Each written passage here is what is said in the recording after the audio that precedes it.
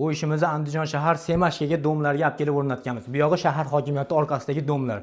Xo'p, uzunligi keladigan bo'lsak, общий 230 ga, bo'yi 260 sm bo'lgan, maloshniy akrelda bo'lgan, eshiklari, chekalari plastikda kromka rezinli, korpuslari ham 100% plastmassa kromka. Ko'rib turganlaringizda stolishnisalar zavodskoy 308 qalinlikda bo'lgan.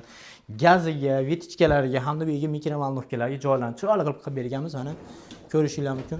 Haladon, paddon, qoshiq paddonlari ham bor. Davchik mexanizm hammasi mana haladonlari. Hamda bu yerga moyka, smestiteli, sushulkalarni bonusga qilib berganmiz. Hop, bu ishimizga qo'shib turib, yana mana bu yerda arestollarni ham chiroyli qilib o'rab berganmiz. Mana o'zingizlar ko'rishingiz mumkin.